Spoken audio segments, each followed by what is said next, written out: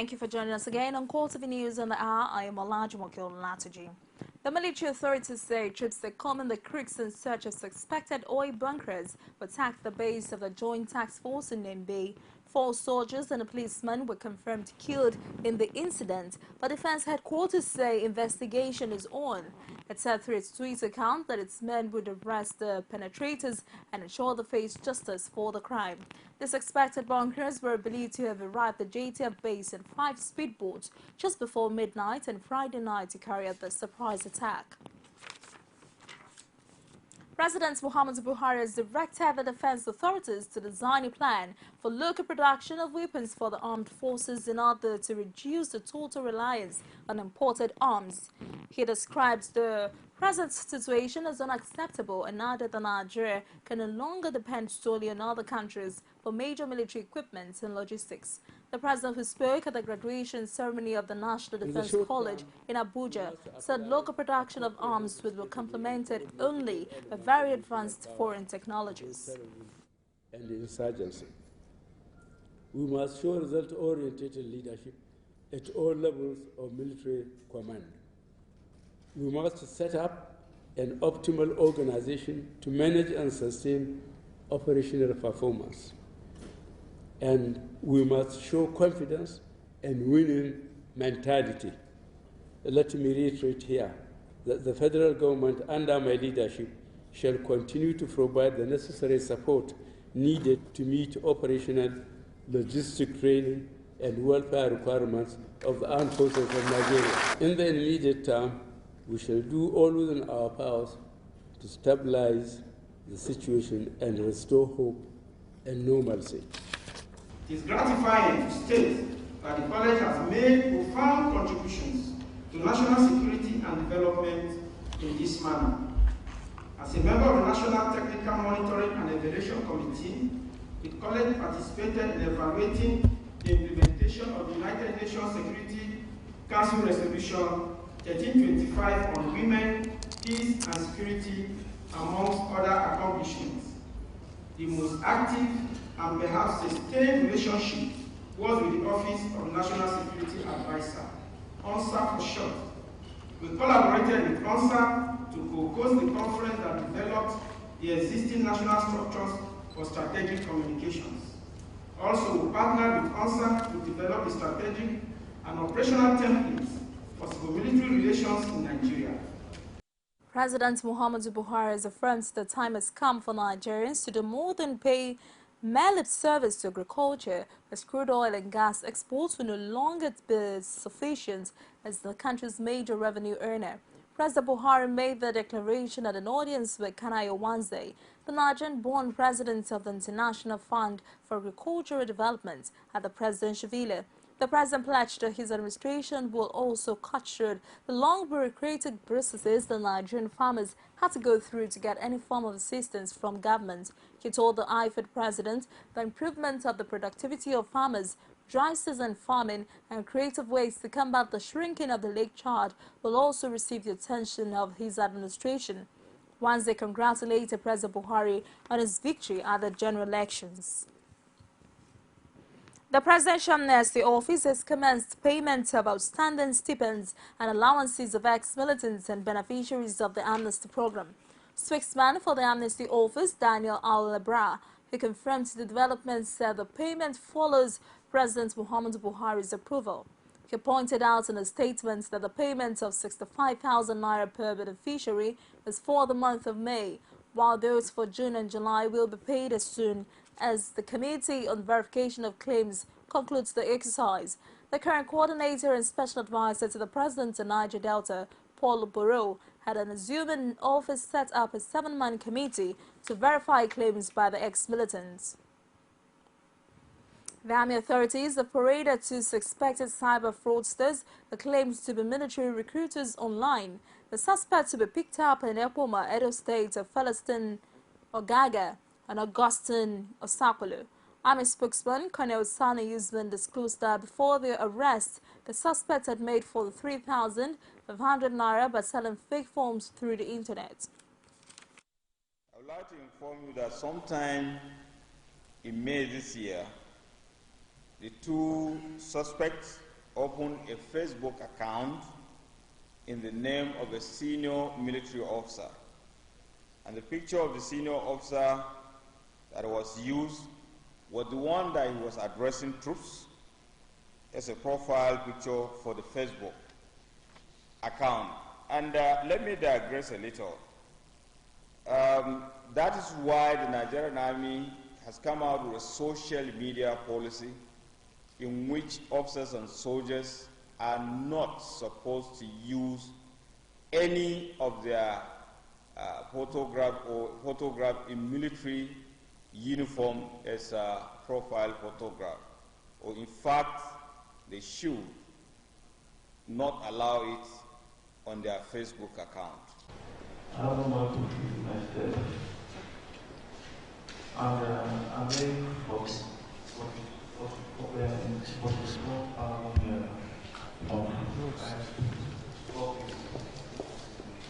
Who gave you the idea to do this?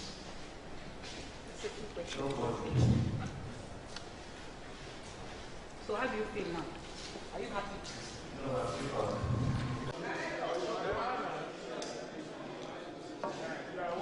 The Osun State Governor Ralph Aregbesola says democracy is the best form of government that can foster equitable justice and national development. Speaking on the floor of the Osun State Assembly in the first joint session after the impeachment saga, Aregbesola praised the House leadership, especially the Speaker Najim Salam, for their stabilizing roles in Osun State at the politically trying times. Rashid reports. Few days after the Osun State House of Assembly threw into the trash the petition of Justice Folahomi Oloyede, the executive arm of the Osun State government came visiting at the House of Assembly, with the public also having access to the chamber. Speaking for the first time since the end of the impeachment saga, Rauf Aregbesola says parliamentary system is the best form of government for the growth and development of developing countries of the world. Aregbesola highlighted the importance of the legislature owing to its roles in the act of governance. Best form of government for effective development and progress in a developing economy or nation. But while many will see this visit by Aregbesola as one of appreciation and politically motivated, it is one both sides says it is to celebrate the Speaker, Najim Salam, who clocked 50. Some of his colleagues in the House also extolled his leadership qualities. As the Speaker of Ogun State said, the only thing you can give him as a birthday gift is that support to succeed. I want to believe that you are being celebrated today as a result of your exemplary leadership qualities. I said the luck did not just come before him, but I want the whole world to know this and learn from it. That he's a contented man and he's somebody that waits for God's time. Najim Salam, while acknowledging the honor bestowed on him by the House of Assembly, says it is a challenge to do more in the service of the state. As I step up my activities dealing with the needy, I shall continue to provide my shoulder for the rejected, the disadvantaged, the neglected, and the downtrodden to learn on to the best of my ability. While the time now is for merrymaking between the House of Assembly and the Executive, the public waits with anticipation the next step by the State House of Assembly on the petitioner in the impeachment saga. For Folahomi Oloyede, Rashid, CoreTV News, Oshogbo. Former Secretary to Edo State Government Osage Iseyamo has urged civil rights groups in the state to salvage the state from the present administration. The Edo-born politician and an aspirant to 2016 governorship election says there was need for rights activists to brace up and kick against the proposed move by Governor Adams Oshiomhole to borrow $76 million from the World Bank, while stating that Edo State was already third among indebted states in the Federation that is owing huge amounts of money. We found out that Genesis purely on communication gap. My office will be made open to you 24 hours basis. And if there's any need for us to play any ambiguity, please be free. The future of our state must not be mortgaged. And in any event, when money is being borrowed, our people deserve to know what is this money being used for. The ones we borrowed before, what was it used for? How much have you paid and how much is balancing? The new one you want to borrow, what are you going to use it for? These are questions that the two people must be giving answers to.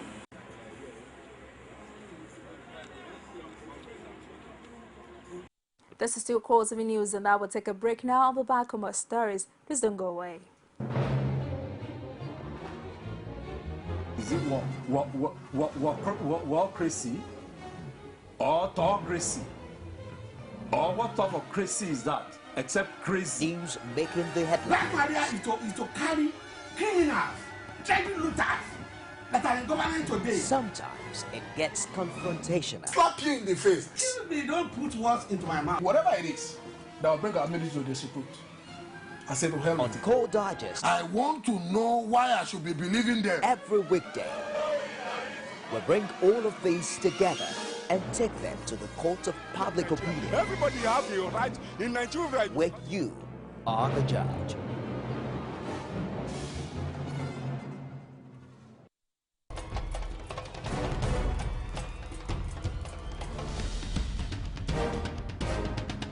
This is what the people are saying.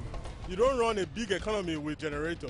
They need to do more in terms of energy and power. Many things to do for this Nigeria about lights, water, and new TT.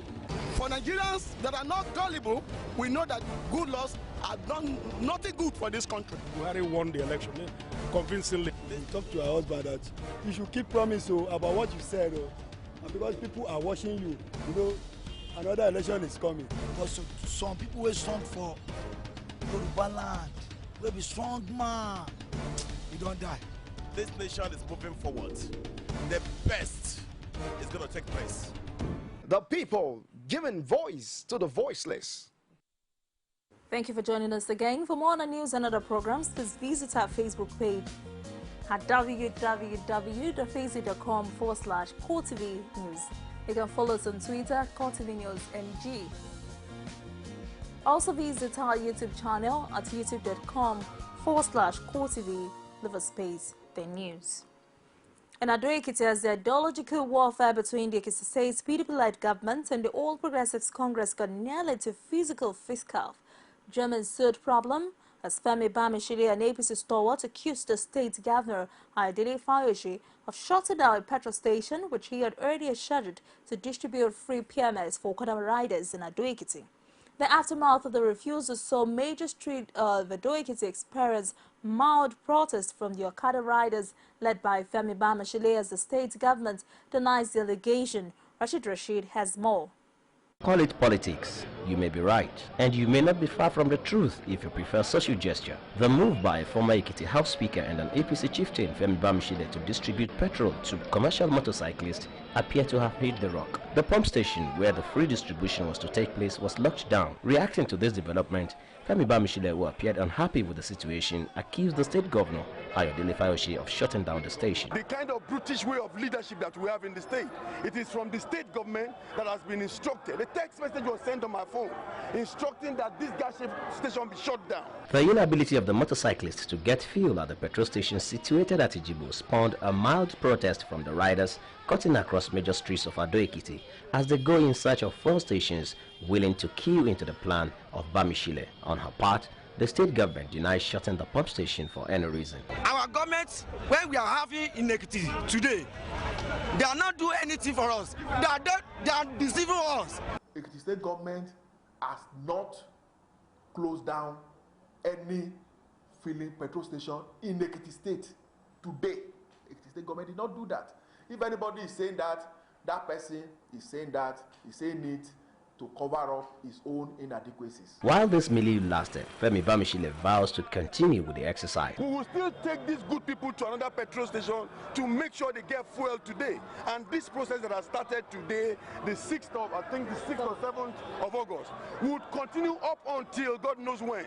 With the commercial motorcyclists finally getting the free distribution of PMS, the political terrain in Ekiti State may continue to get more dramatic in the coming days.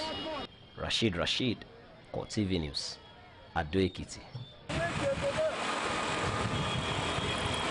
Emergency workers in Kaduna State have confirmed the death of at least 2 persons in a flooding incident that ravaged communities in Kashio local government. The State Emergency Management Agency also disclosed that several homes and farmlands were affected. The Executive Secretary of the agency, Ezekiel Babakarik, who has since visited the scene, blamed the incident on poor building plan. Amina Nebi has more in this report presented from our studios. This is the aftermath of recent heavy rainfall in some parts of Kaduna State. Several communities were affected and at least 2 persons have been confirmed dead by emergency workers. I will just want to use this medium to call on the citizen. A lot of people went and blocked the waterways, built along the banks side, the river banks, and other things. The blockage of the drainages and whatever are some of the causes of all these floods. And we want to call on the entire people of Kaduna State to be very mindful on how they go by putting structures, and that will go a long way to reduce that to the barest minimum. And that is my passionate appeal to the citizens of Kaduna State. Affected residents of the area are looking forward to government coming to the raid.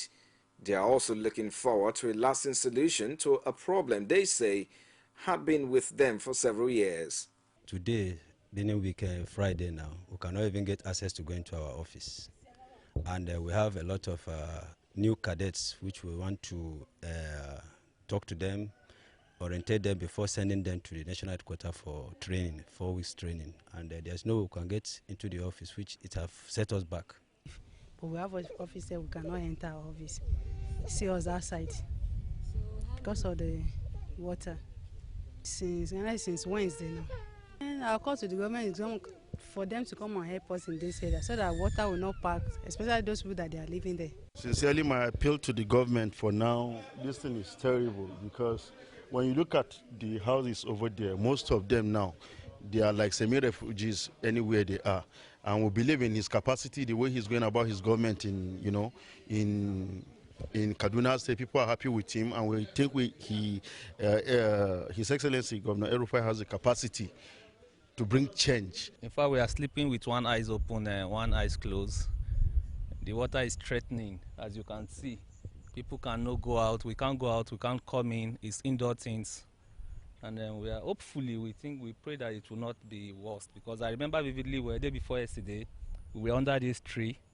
Yesterday, we are on top of the fence. Now we cannot even approach the fence. That means it's coming out. The 2 major local governments affected by the incident are Kaduna South and Kaduna North. And there are already suggestions that the authorities reactivate local emergency management committees for quicker response to emergency situations. Nasarawa State Governor Tanko Almakura has described recent flooding incidents in some parts of the state as a fallout of improper conduct by some members of the public. He noted that the drainage channels have been turned into refuse dump in the affected area, but pledged to do something about it. Almakura spoke to State House correspondent after a meeting with President Muhammadu Buhari in Abuja, also denying claims that he has a hand in fresh killings in the state. I want to limit myself on the issue of Maraba, particularly where the flood this year appears to have gone a little more than what happened last year, with particular reference to certain areas. I'm talking about Kabai. The people in Kabai Lane are really complaining about the flood and how water has caused so much disruption in their activities. But that is understandable because when there was a request that the road was impassable, was unmotorable because of the neglect of the past, I took upon myself to award contract to ensure that people living at that axis benefit from good roads. I've given a contract of over 800 million to have a road that will connect them with the main artery so that it will reduce the problem of traffic. But unfortunately, while the work was going on, the rains have arrived. And there was nothing we could do. It's force majeure. We can't stop the rains from coming because we have projects. So the people have to be a little more patient until the rains subside. And they will have a brand new road that they will be proud to use. Inside Nigeria, during the U.S.-paid state of Colorado spared gunman James Holmes the death penalty for killing 12 people at the screening of the Batman film in 2012. He will serve life in jail without the possibility of parole. The defense team had argued that the former neuroscience graduate student, now 27, was insane at the time. The jury agreed with prosecutors that Holmes, though mentally ill, was responsible for his actions, but it was not unanimous on the death penalty.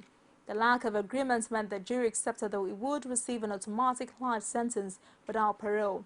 The decision of the jury, a panel of 9 women and 3 men, was reviewed by Judge Carlos Samero in a courtroom in the city of Centenaire on Friday. During his 3-month trial, Holmes declined to testify in his own defense or to make a statement expressing his remorse. The sentence is expected to be imposed formally at a later hearing. A Palestinian man whose child was killed in an arson attack blamed on Jewish settlers had died of his injuries. Said Dabab Shah, 32, died in an Israeli hospital where he was being treated for second-degree burns to most of his body. His son, Ali, 18 months, died in the attack in the village of Duma in the occupied West Bank on 31st of July. His mother and his 4-year-old brother remain in critical condition. Relatives said the funeral will take place on Saturday. Israeli Prime Minister Benjamin Netanyahu has called the attack an act of terrorism and has vowed to apprehend the arsonist. Palestinian officials, however, said that Israel fully responsible. And in the world of sports, the 2015-2016 English Premiership season has started with Manchester United beating Tottenham Hotspur 1-0 in a tight and target affair at Old Trafford. The match, which was decided by Clay Walker's own goal in the 2nd minute of the match while trying to stop Wayne Rooney from putting United ahead, became gay afterwards. But the visitors came close to restoring parity late in the game with some outstanding saves from United's goalkeeper Sergio Romero. Не рискует Мемфис Депай переводить мяч на Уэйна Руни сразу через Эшли Янга, а дальше налетает на своего соперника Уокер, но не для того, чтобы мяч отобрать, а для того, чтобы забить свои ворота. Well, that's a wrap on CoreTV News on the arm, and thanks for watching. I'm Malachi from Good evening.